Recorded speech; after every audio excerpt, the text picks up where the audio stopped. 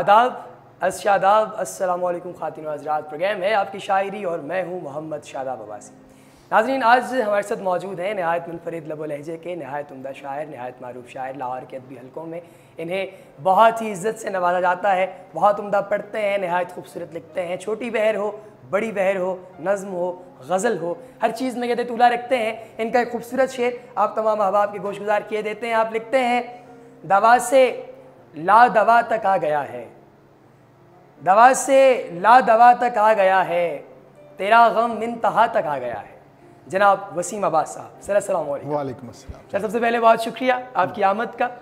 दवा से ला दवा तक आ गया है, ये एक ऐसा मंजर है जिसको मेरा नहीं ख्याल कि हम हमेशा जो है वो हर तीसरे शेर में पाएँ। एक अछूता ख्याल है, नहायत खूबसूरत ख्याल है। तो ख्याल के बारे में मेरा सबसे पहला सवाल आपसे ये होगा कि कैसा मामला होता है, कैसा वो वक्त होता है, कैसी सिचुएशन होती है जिसमें नए ख्याल बनते हैं? शादाब, बहुत शुक्रिया, उर्दू पॉइंट का शुक्रिया, आपका शुक्रिया, आपने मुझे यहाँ मदऊ किया। ख्याल का कोई वक्त नहीं है और ख्याल कोई सोची समझी साजिश भी नहीं है। अच्छा, साजिश ये ख्याल किसी वक्त ड्राइविंग के दौरान, बात करते हुए, ऑफिस में काम करते हुए किसी वक्त भी आ सकता है। तो मेरी नज़र में तो ख्याल का कोई वक्त नहीं है। ऐसे चलते फिरते कई ख्यालात हमने लिखे। बहुत से लोगों का ये मानना है कि वक्त जदीद हो गया है, हर चीज़ जिद्दत में आ रही है, वो काफ़िया रदीफ मिलाने वाला दौर गया कि आप अगर दो चीज़ें जो हैं वो वज़न में कह देते हैं तो आप ख़ुद को शायर कहलाते हैं। अभी ख्यालात का दौर है। तो आप क्या समझते हैं कि अगर हम किसी शख्स को शायर कहें तो उसके लिए सबसे ज़रूरी चीज़ क्या है जो उसके अंदर मौजूद होनी चाहिए? शायर के लिए सबसे ज़रूरी चीज़ उसके पास मज़ामीन का होना बहुत ज़रूरी है और उसके पास उसे कसीरुल मुतालिया होना बहुत ज़रूरी है। एक अच्छे शायर के लिए सिर्फ शायरी पढ़ना ही ठीक नहीं है, उसको साइंसी अलूम, आफाकी अलूम के बारे में भी पता होना चाहिए और उसको पढ़ना चाहिए। सबसे ज़रूरी चीज़ सिर्फ शायरी ही नहीं पढ़नी चाहिए, नस्र पढ़ना बहुत ज़रूरी है। बिल्कुल सही। तो यानी नस्र जो है वो पढ़े आदमी, तो ये बाज़ दफ़ा ऐसा भी होता है कि लोगों ने नस्र पढ़ के तो नसरी नज़में लिखना शुरू कर दी, जिस पे कई लोगों ने तनकीद भी की। उन्होंने कहा जी अगर नसरी नज़म जो लिखनी है तो उससे आप नसर लिख लें, आप उसको नसरी नज़म कह रहे हैं, आप हाइब्रिड बना रहे हैं एक नया। तो इस हवाले से आपका क्या कहना है? नहीं, नसरी नज़म को वो मुकाम नहीं मिल सका जो उसको मिलना चाहिए था, और लेकिन जो लोग नसरी नज़म लिख रहे हैं वो उसमें बिल्कुल कंफर्टेबल हैं और वो मुतमिन है कि वो एक अच्छा काम कर रहे हैं। तो वो नसरी क्यों नहीं लिख लेते अगर ऐसा है? बाज़ लोग ऐसे हैं, जैसे आप भी बाज़ औक़ात बातें करते करते कुछ जुमले पूरे वज़न में बोलते हैं, तो वो भी नसरी नज़म ही है।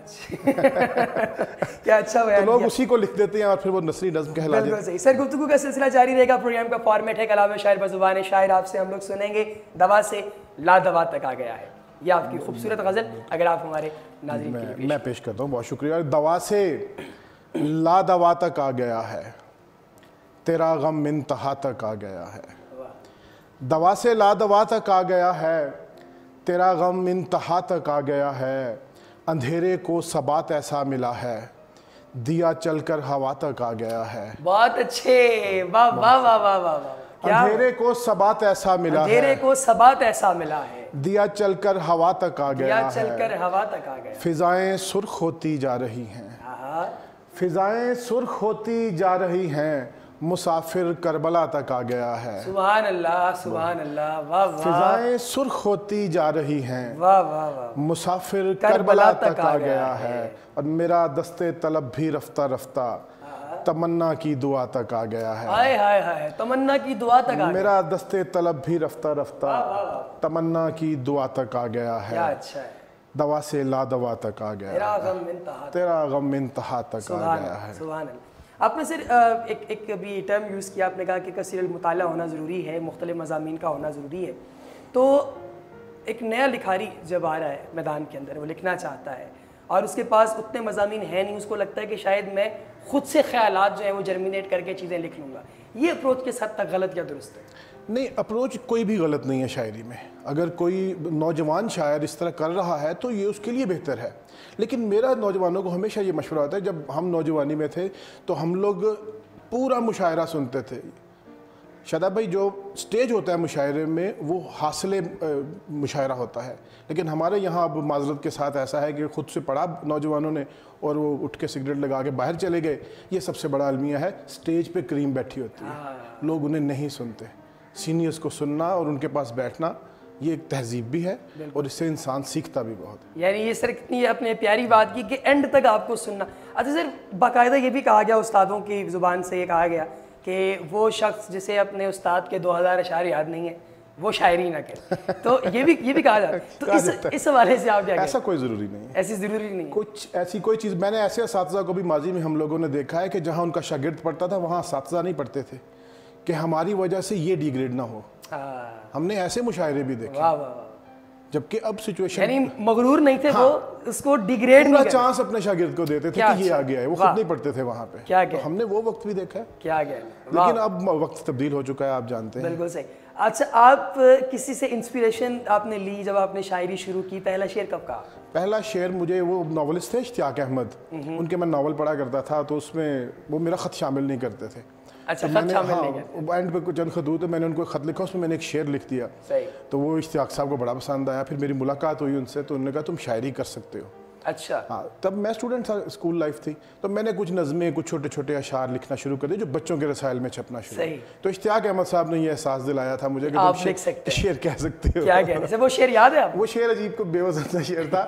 انہوں نے خط میرا شامل نہیں کیا تھا تو ایک ہی حسرت رہی دل کے خیال میں، نام میرا کبھی نہ آئے گا انعامی سوال میں. یہ 88 کے ان کے ایک ناول 7 لاکھ کا کیس میں یہ چھپا بھی تھا. اچھا اچھا اچھا. واہ واہ واہ واہ. یعنی کہ آپ کی خط کو انہوں نے ایک سائڈ پہ کیا میرے پاس موجود ہے اور انہوں نے شعر جو ہے وہ. ہاں جی. کیا بات ہے. اچھا سر، ایک اور آپ کی بڑی خوبصورت غزل ہے، آپ سے سنیں گے. زخم سینے میں کسی کی بات کے، گل کھلے ہیں گردش حالات. جی میں پیش کرتا ہوں، بہت شکریہ. اور زخم سینے میں کسی کی بات کے، گل کھلے ہیں گردش حالات کے، اپنی مرضی سے گزارا وقت نے، اپنی مرضی سے گزارا وقت نے، ہم تو قیدی تھے میاں دن رات کے. واہ واہ واہ واہ، کیا اچھا ہے. اپنی مرضی سے گزارا وقت نے، ہم تو قیدی تھے میاں دن رات کے، اور سود کی اٹی میں ڈھالی زندگی، سود کی اٹی میں ڈھالی زندگی، وقت کے چرخے پہ لمحے کاٹ کے. واہ واہ واہ واہ. سود کی اٹی میں ڈھالی زندگی. کیا اچھا شعر ہے، کیا اچھا شعر. بہت شکریہ. اور وقت کے چرخے پہ لمحے کاٹ کے، وقت کے چرخے پہ لمحے کاٹ کے. واہ. لوگ سمجھے ہیں جہاں کی داستان، لوگ سمجھے ہیں جہاں کی داستان، ہم نے لکھے ہیں فسانے ذات کے.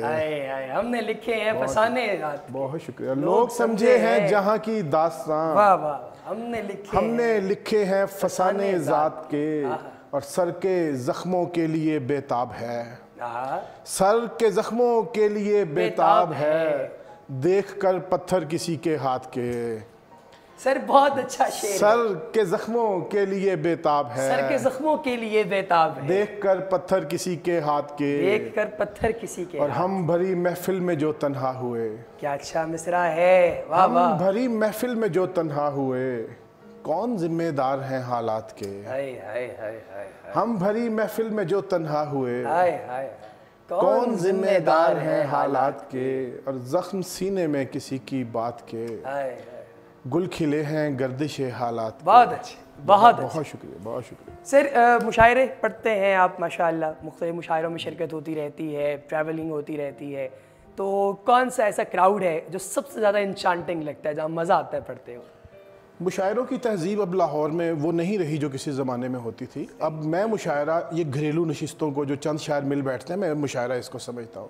ادروائز یہ جو مشاعرے ہم لوگ برپا کرتے ہیں ادبی بیٹھک میں، یہ مشاعرے کو داد دینے والا تو ہوتا نہیں ہے. شعراء بیٹھے ہوتے ہیں اور شاعر کو داد دیتا نہیں ہے. اچھا، یہ اپروچ کیسی ہے؟ یہ کیوں ایسا؟ یہ اپروچ ہے، کیا کیا جائے، کون کسی کا شعر کو تسلیم کرتا ہے. تو شاعر کو داد نہیں دیتا، اس لیے جہاں شاعر ہوں، شعراء بیٹھے ہوں، وہاں اس کو مشاعرہ وہ ایک دوسرے کی سن کے ہم چلے جاتے ہیں. بلکہ باقی احمد پوری صاحب کہتے ہیں آؤ غزل و غزلی ہو جائیں آج، آؤ غزل و غزلی ہو جائیں. تو یہ غزل و غزلی والا معاملہ ہوتا ہے. ادروائز کراؤڈ جو ہے وہ یونیورسٹیز اینڈ کالجز کا، ہم نے جتنے مشاعرے پڑھے ہیں وہ مزہ آتا ہے. لاؤڈ کراؤڈ، اور فوری کے فوری، کوئی ادھار نہیں کرتے، نقد داد دیتے ہیں. یہ کوئی ادھار نہیں کرتے، یہ سب سے بڑی بات ہے. بالکل صحیح. اور ہوٹ بھی سب سے زیادہ بندہ وہیں ہوتا ہے. لاہور کے علاوہ مختلف شہروں میں آپ جاتے رہتے ہیں، پڑھتے ہیں، تو لاہور کے علاوہ آپ کو کیا لگتا ہے کہ ادبی لحاظ سے کون سا شہر سب سے زیادہ زرخیز؟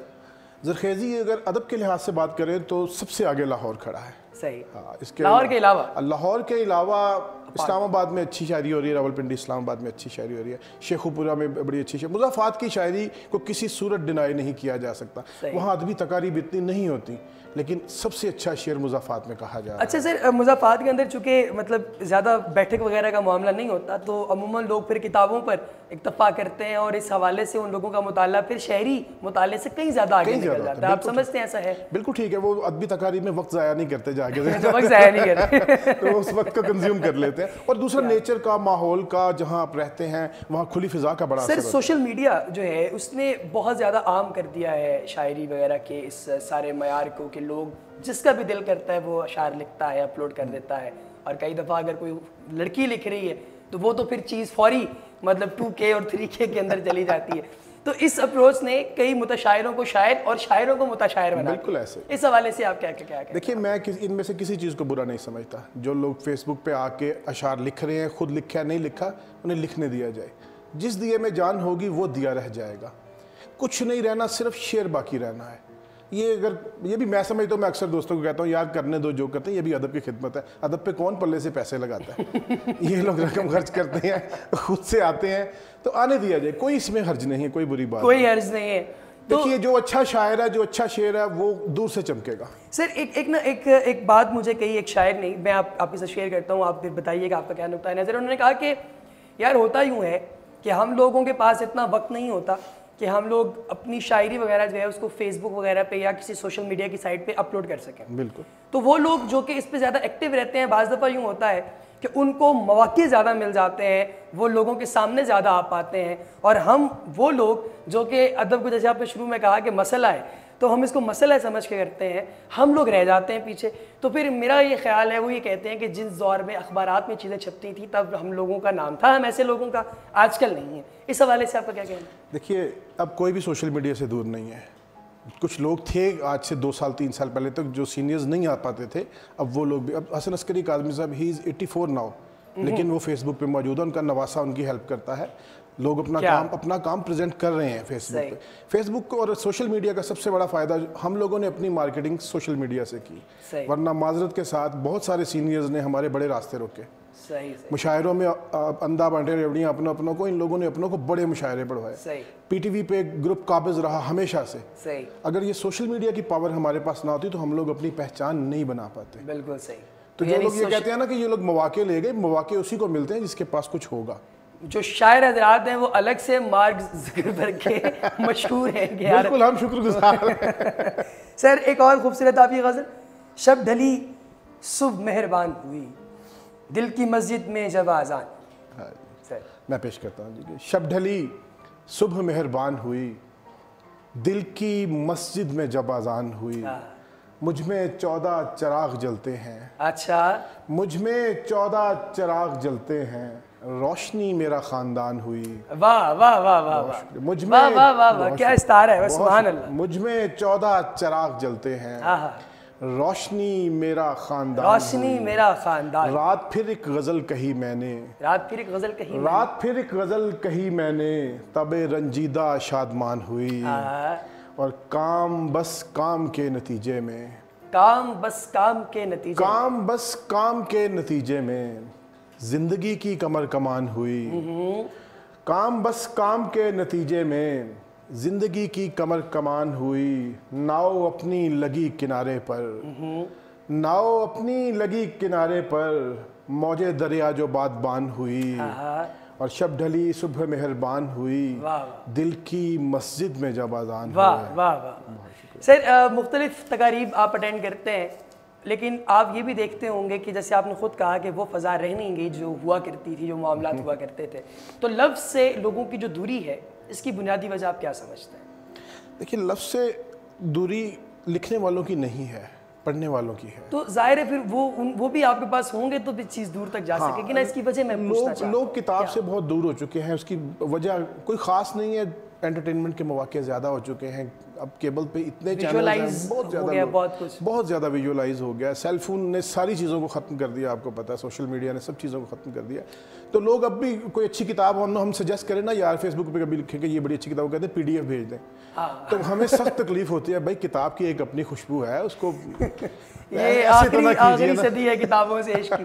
سعود بھائی اچھا کہہ گئے, سعود بھائی نے کمال کر دیا جی, انہوں نے بہت اچھی بات کی ہے. صحیح ہو گیا. تو اچھا سر یہ دیکھیں نا, مثال کے طور پہ اگر آپ نے جیسے بات کی انٹرٹینمنٹ والا, تو اب اگر انٹرٹیننگ اشعار آتے ہیں تو وہ بھی بہت جلدی وائرل ہو جاتے ہیں ایز کمپیئر ٹو اچھے اشعار.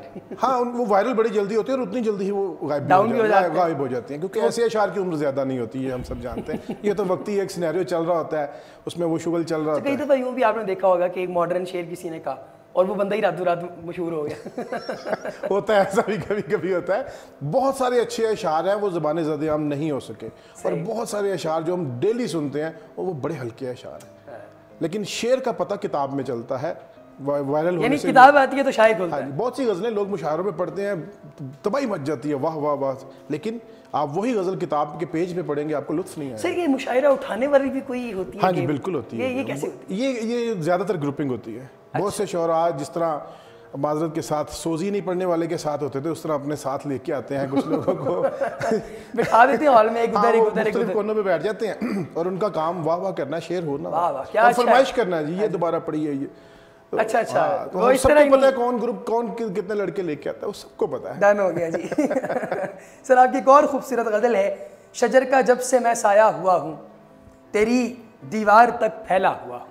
میں پیش کرتا ہوں جناب کہ شجر کا جب سے میں سایہ ہوا ہوں, واہ, تیری دیوار تک پھیلا, تیری دیوار تک پھیلا ہوا ہوں. شجر کا جب سے میں سایہ ہوا ہوں تیری دیوار تک پھیلا ہوا ہوں, رہا ہوں مدتوں ایک آئینے میں, رہا ہوں مدتوں ایک آئینے میں, پھر اس کے بعد میں چہرہ ہوا ہوں. بہت اچھا شعر ہے سر, واہ واہ واہ. رہا ہوں مدتوں ایک آئینے میں, رہا ہوں مدتوں ایک آئینے میں, پھر اس کے بعد میں چہرہ, پھر اس کے بعد میں چہرہ ہوا. اور بہت تکلیف جھیلی ہے سفر کی, بہت تکلیف جھیلی ہے سفر کی, بڑی مشکل سے میں رستہ ہوا ہوں. بہت تکلیف جھیلی ہے سفر کی, بڑی مشکل سے میں رستہ ہوا ہوں. دیے سے جب بنا ہوں میں ستارہ, فلک کی آنکھ میں آیا ہوا ہوں. دیے سے جب بنا ہوں میں ستارہ, فلک کی آنکھ میں آیا ہوا ہوں. اور یہ شعر آپ کی نظر شاداب بھائی کے لبوں پر مسکراہٹ کھیلتی ہے, لبوں پر مسکراہٹ کھیلتی ہے, میں اندر سے مگر ٹوٹا ہوا ہوں. آپ ایسے ہی ہیں, آپ ہنستے کھیلتے دکھائی دیتے ہیں. لبوں پر مسکراہٹ کھیلتی ہے مگر اندر سے میں ٹوٹا ہوا ہوں. ملا ہے یہ ثمر بس حوصلے کا, میں صحرا سے اگر دریا ہوا ہوں. ملا ہے یہ ثمر بس حوصلے کا, میں صحرا سے اگر دریا ہوا. بہت اچھے, بہت اچھے. اور اب ایسے گزر اوقات ٹھہری, اور اب ایسے گزر اوقات ٹھہری, کسی سائل کا میں کاسا ہوا ہوں. اور اب ایسے گزر اوقات ٹھہری, کسی سائل کا میں کاسا, کسی سائل کا میں کاسا ہوا ہوں. بہت اچھا. رہا ہوں مدتوں ایک آئینے میں, پھر اس کے بعد میں چہرہ ہوا. رہا ہوں مدتوں ایک آئینے میں, پھر اس کے بعد میں چہرہ. سر سبحان اللہ, بہت شکریہ. یہ شعر کیا اچھا شعر, بہت شکریہ. واہ واہ, پوری غزل ہی عمدہ ہے, مگر یہ شعر تو بس آ گیا. سبحان اللہ. سر نظم اور غزل کا جو کرافٹ ہے, اس حوالے سے بعض دفعہ لوگ کنفیوز بھی ہو جاتے ہیں, اور ان کو یہ لگتا ہے کہ اگر وہ ایک چیز لکھ سکتے ہیں تو وہ دوسری نہیں لکھ سکتے. آپ سمجھتے ہیں ایسا؟ نہیں, ایسا نہیں ہے. ایسا نہیں. دیکھیے, ہاں یہ تھوڑی سی بات کہہ سکتے ہیں کہ غزل کا جو شاعر ہے وہ نظم بآسانی لکھ سکتا ہے. نظم والا غزل کی جانب, نظم والا مشکل سے آتا ہے غزل کی طرف. اس کی محبت نظم ہے تو اسے اس محبت میں گم رہنے دیا جائے. نہیں تو پھر اس کا مطلب جو چیٹ کر رہا ہے غزل والا. یہ غزل والے کے پاس کینوس بڑا وسیع ہے, سب سے بڑی بات یہ ہے. سر آپ نظم بھی لکھتے ہیں, تو نظم آپ سے ایک سننا چاہیں گے. بالکل, ایک چھوٹی سی نظم. ایکچولی شاداب بھائی ہم سب آفیسز میں کمٹمنٹس میں گھرے رہتے ہیں ہر وقت, تو میرے اشعار میں یہ چیزیں کافی ساری دکھتی ہیں, کیونکہ مجھے گھر کے لیے اور چیزوں کے لیے وقت نہیں ملتا. نظم کا عنوان ہے جی جبر. جبر. ہاں جی.